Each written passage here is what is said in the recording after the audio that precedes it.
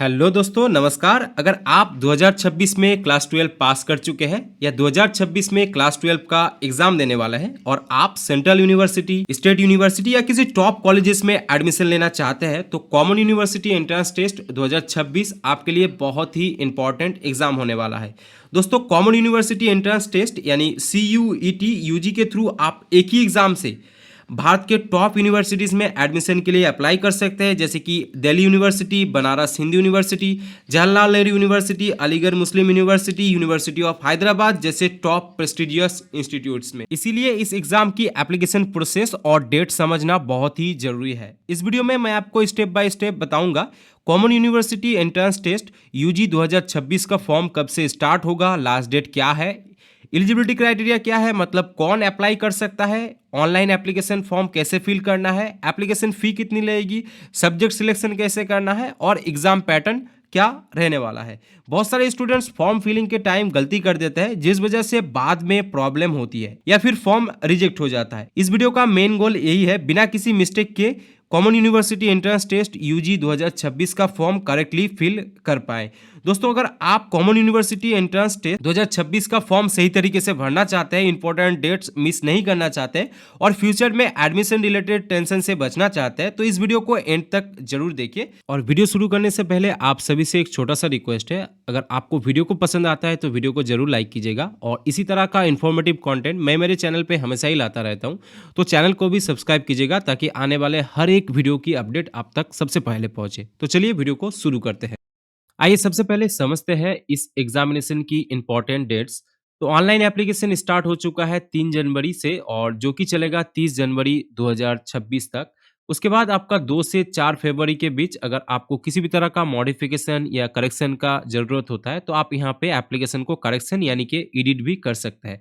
उसके बाद date of examination जो कि टेंटेटिव है, जिसका डेट रहेगा 11 से लेकर 31 मई तक। मोड ऑफ एग्जाम के बारे में अगर हम बात करें तो ये आपका कंप्लीटली कंप्यूटर बेस्ड यानी कि CBT मोड में एग्जाम रहने वाला है और 50 questions for each test paper, यानी हर एक क्वेश्चन पेपर के लिए आपको 50 क्वेश्चन आपको यहाँ पे लगाना है और जिसके लिए आपको टाइम दिया जाएगा 60 मिनट, यानी कि 1 घंटा का आपको यहाँ पे टाइम मिल जाएगा। आप इस PDF से जितने भी यूनिवर्सिटीज में इस एग्जाम से आप डायरेक्टली एडमिशन हो सकते हैं वहाँ का आपको यहाँ पे लिस्ट दिख जाएगा।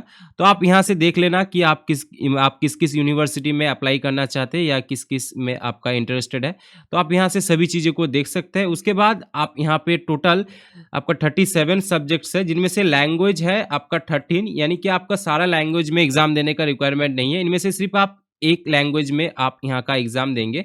उसके बाद जो भी डोमेन स्पेसिफिक सब्जेक्ट है ये आपका 23 रहेगा, इसमें से आप किसी भी सब्जेक्शन को सिलेक्शन कर सकते हैं। आप किसी में आप केमिस्ट्री सिलेक्शन कर सकते हैं या कोई हिस्ट्री सिलेक्शन कर सकते हैं या आपका इकोनॉमिक्स कंप्यूटर साइंस, आप इनमें से किसी भी को सिलेक्शन कर सकते हैं। और 3 नंबर में जो रहेगा जनरल एप्टीट्यूड टेस्ट, ये आपका कंपलसरी है, आप यहाँ से सिलेक्शन कर लेना। उसके बाद अगर मैं एग्जामिनेशन फीस के बारे में बात करूँ तो अगर आप अनरिजर्व यानी कि जनरल कैटेगरी से आते हो तो आपको यहाँ पे मिनिमम 3 सब्जेक्ट तो देना ही है, जिसके लिए आपको 1000 आपको यहाँ पे पेमेंट करना पड़ेगा। अगर आप एक्स्ट्रा सब्जेक्ट आप यहाँ पे एडिशनल ऐड करते हो तो आपको 400 देना पड़ेगा जनरल यानी कि अनरिजर्व कैटेगरी के लिए। अगर आप OBC या EWS कैटेगरी से आते हो तो आपका 3 सब्जेक्ट्स के लिए जो कि कंपलसरी है 900 पेमेंट देना ही है। अगर आप चाहते हो और भी कई सारे सब्जेक्ट्स यानी कि और भी कई सारे आप एडिशनल सब्जेक्ट में एग्जाम देना चाहते हो तो आपके 375 ईच सब्जेक्ट के लिए आपको एक्स्ट्रा देना पड़ेगा। साथ ही साथ अगर आप SC ST या PWD या आप थर्ड जेंडर कैटेगरी से आते हो तो 3 सब्जेक्ट के लिए आपका 800 देना पड़ेगा। अगर आप एक्स्ट्रा एडिशनल सब्जेक्ट ऐड करते हो तो 350 पर ईच सब्जेक्ट आपको यहाँ पे एक्स्ट्रा देना पड़ेगा। अब हम लोग बढ़ते हैं एप्लीकेशन प्रोसेस की तरफ। अगर आप और भी जानना चाहते हैं इस PDF से आप सभी डिटेल्स आपको मिल जाएगा। तो चलिए वीडियो में एप्लीकेशन प्रोसेस की तरफ बढ़ते हैं अभी। कॉमन यूनिवर्सिटी एंट्रेंस टेस्ट देने के लिए आपको सबसे पहले इस वेबसाइट पे चले आना है, जिसका डायरेक्ट लिंक आपको मेरे डिस्क्रिप्शन बॉक्स में भी मिल जाएगा। आप चाहे तो वहां से इस वेबसाइट पे डायरेक्टली आ सकते हैं। इस वेबसाइट पे आने के बाद कुछ इस तरह से इंटरफेस दिखेगा। आपको यहाँ पे कैंडिडेट एक्टिविटी पे रजिस्ट्रेशन फॉर CUET UG 2026 इस ऑप्शन पे क्लिक करना है।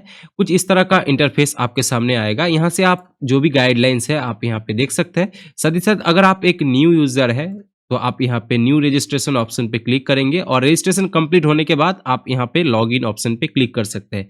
तो फिलहाल मैं यहाँ पे न्यू रजिस्ट्रेशन वाले ऑप्शन पे क्लिक करता हूँ। कुछ इस तरह से आपके सामने इंटरफेस आ जाएगा। इस पेज को आपको थोड़ा-सा स्क्रॉल डाउन करके नीचे आना है। यहाँ का आपका फीस डिटेल्स के बारे में बताया है। आप सभी चीज़ों को एक बार अच्छे से पढ़ लेना।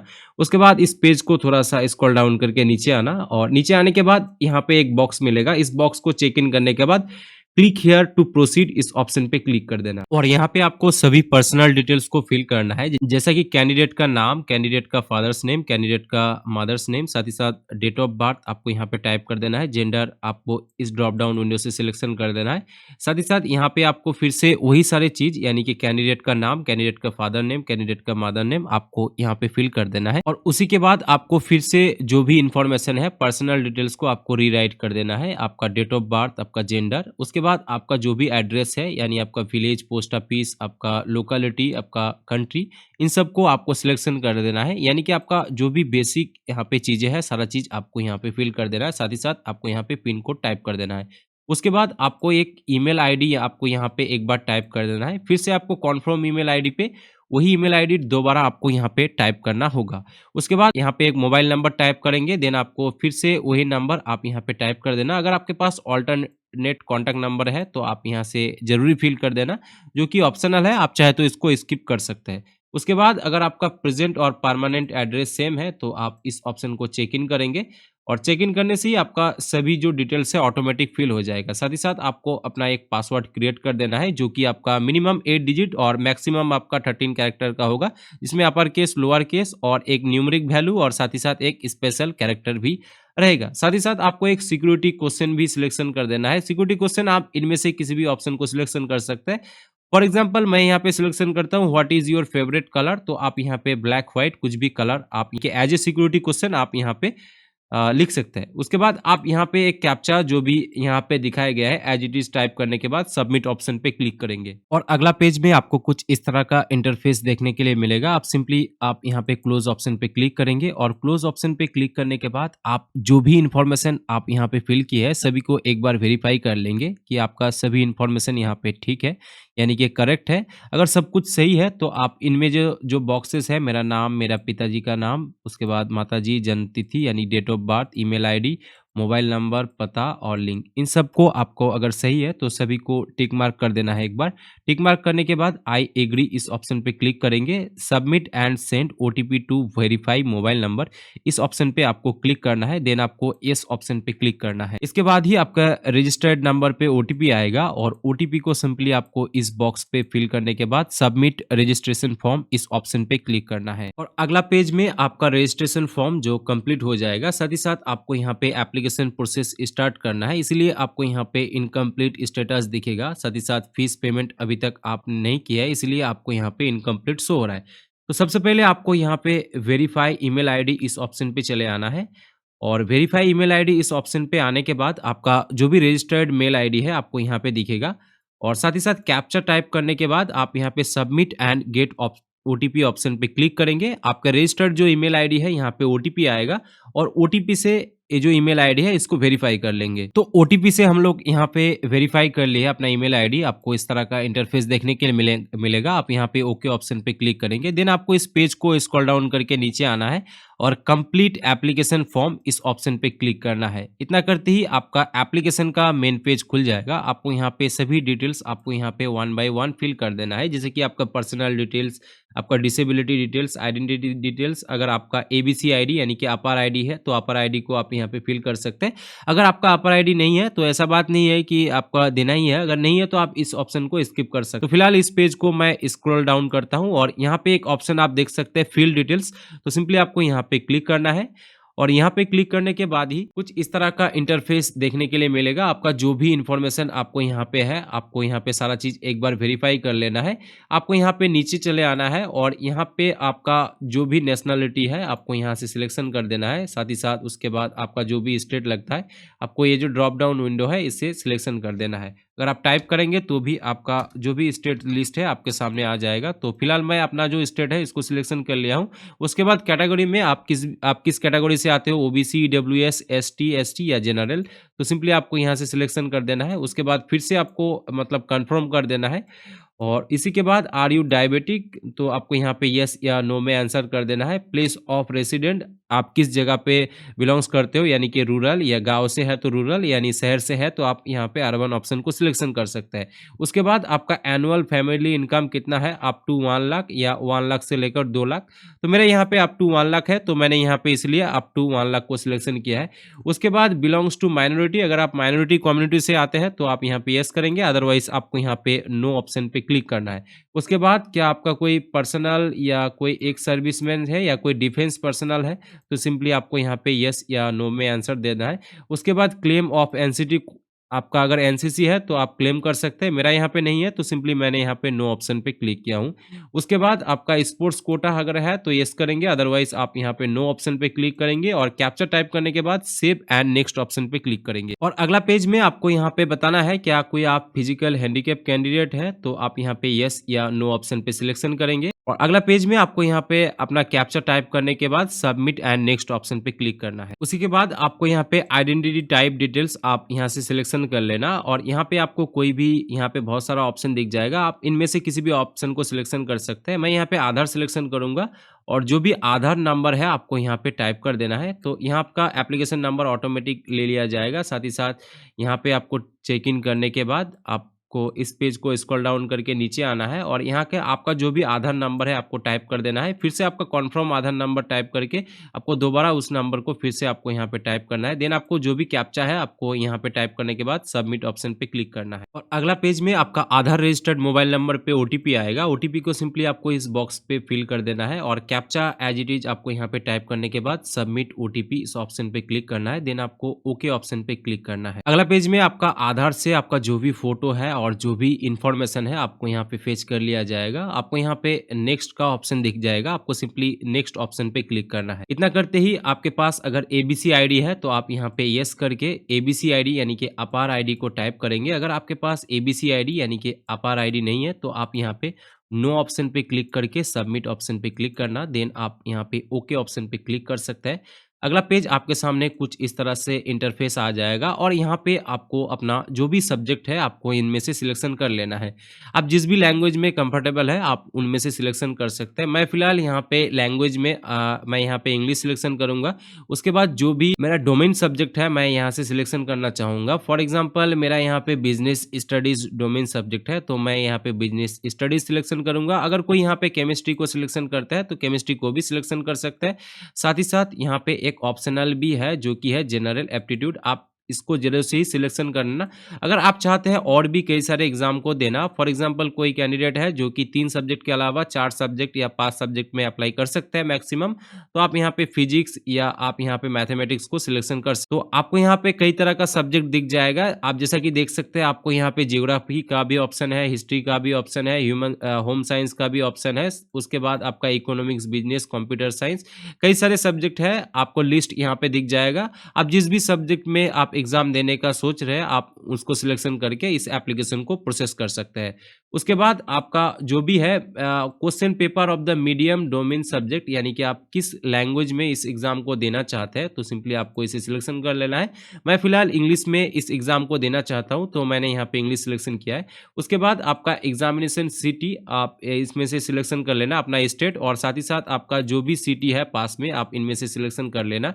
साथ ही साथ आपका और भी कई सारे एग्जाम सिटी सेंटर चॉइस का ऑप्शन है। आप उसके बाद आपका फादर्स का ऑक्यूपेशन क्या है, बिजनेस है या फार्मर है, आप इनमें से सिलेक्शन कर लेना। उसके बाद आपका फादर क्या ये लिटरेट है या मैट्रिकुलेट या ग्रेजुएट, यानी कि क्वालिफिकेशन जो भी है आपको यहाँ से सिलेक्शन कर लेना है।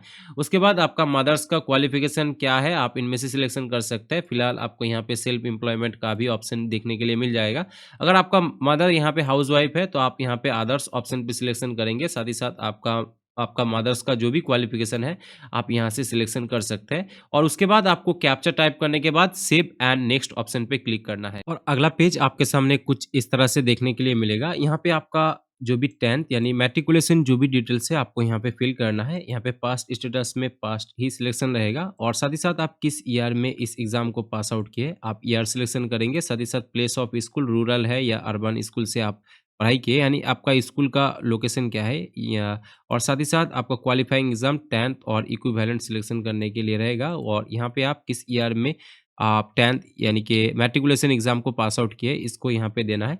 साथ ही साथ आपका जो भी स्टेट है यानी क्वालिफाइंग एग्ज़ामिनेशन स्टेट, आप अपना जो भी स्टेट है बिहार, दिल्ली, वेस्ट बंगाल जो भी है आप इनमें से सिलेक्शन कर लेना। और उसके बाद टाइप ऑफ स्कूल कॉलेज में आपका, अगर आप केंद्रीय विद्यालय से पढ़े हैं तो आप केंद्रीय विद्यालय सिलेक्शन करेंगे, या अगर आप कोई प्राइवेट स्कूल से आप पढ़ाई किए हैं तो आप यहाँ पे सिलेक्शन करेंगे। अगर आप कोई गवर्नमेंट स्कूल से पढ़ाई किए हैं तो आप गवर्नमेंट ऑप्शन को सिलेक्शन करेंगे। उसके बाद आपका जो भी डिस्ट्रिक्ट है आप इनमें से सिलेक्शन कर लेना। तो मेरा यहाँ पे जो भी डिस्ट्रिक्ट लगता है मैं इनमें से सिलेक्शन कर लेता हूँ। सिलेक्शन करने के बाद आपका जो भी बोर्ड है आपको यहाँ पे सर्च कर लेना है, आपके पास सभी बोर्ड आ जाएगा। तो सिंपली आपका जो भी 10th स्टैंडर्ड बोर्ड है आपको यहाँ से सिलेक्शन कर लेना है। रिजल्ट में आपके पास परसेंटेज है, सीडीपीए है या फिर अदर्स है। तो मेरे पास परसेंटेज है तो मैंने परसेंटेज को सिलेक्शन किया हूँ। और आपका जो भी मैट्रिकुलेशन का रोल नंबर या रजिस्ट्रेशन नंबर है आपको यहाँ पे फिल कर देना है। और रोल नंबर और रजिस्ट्रेशन नंबर फिल करने के बाद टोटल मार्क्स और कितने मार्क्स आप यहाँ पे गेन किए हैं यानी कि ऑब्टेन किए हैं आप यहाँ पे टाइप करें, आपका परसेंटेज ऑटोमेटिकली कैलकुलेशन हो जाएगा।